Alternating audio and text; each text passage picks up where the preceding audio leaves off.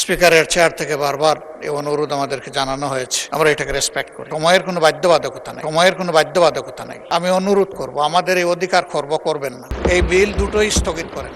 আসলে বেশিরভাগ সদস্য আমরা এখানে নতুন এসেছি, আমরা বিধি আস্তে আস্তে রপ্ত করছি, বিধি মোতাবেক এই সংসদ চলবে, এটা আমরা সকলেই সহযোগিতা করা উচিত। স্পিকারের চেয়ার থেকে বারবার এই অনুরোধ আমাদেরকে জানানো হয়েছে, আমরা এটাকে রেসপেক্ট করি। এই বিলটা কোনো সময়ের সীমার মধ্যে বন্দী নয়, সময়ের কোনো বাধ্যবাধকতা নেই। এখানে বিধিটা মানাই তো উচিত ছিল। আমরা তো 3 দিন আগে, 1 দিন আগেও তো পেলাম না ম্যাটেরিয়ালস, জাস্ট এখন ডেস্কে এসে পেয়েছি। আমি অনুরোধ করব, আমাদের এই অধিকার খর্ব করবেন না, আমাদের এই অধিকার আপনার মাধ্যমে সংরক্ষণ হোক।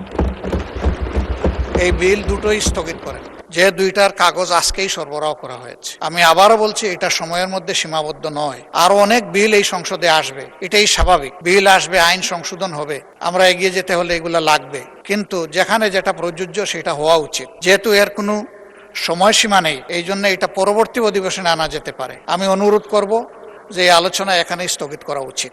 থ্যাংক ইউ মাননীয় স্পিকার। মাননীয় বিরোধী দলীয় নেতা, আমরা বিধি 80-তে আছি। বিধি 80 অনুযায়ী বিলটা আমাদের গতকালকে রিপোর্টটা দেওয়া হয়েছে মাইলর্ড। মাননীয় সদস্য, বিল দেওয়া হয়েছে গত পরশুদিন, রিপোর্ট গতকালকে দেওয়া হয়েছে। আর এটা মাননীয় স্পিকারের এখতিয়ার থাকে কন্ডন করার জন্য, আমরা এটা কন্ডন করলাম এবং বিধি মোতাবেক আমরা এখন আইনটি পাস বা আইনটি নাকচের দিকে যাচ্ছি। মাননীয় সদস্যবৃন্দ, আমি এখন বিলটির উপর জনমত যাচাইয়ের প্রস্তাবটি ভোটে দিব।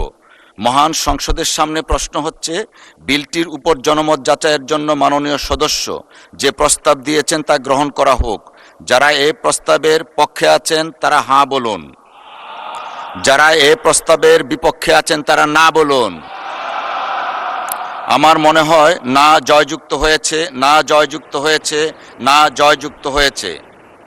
অতএব বিলটির উপর জনমত যাচাইয়ের প্রস্তাবটি নাকচ করা হলো।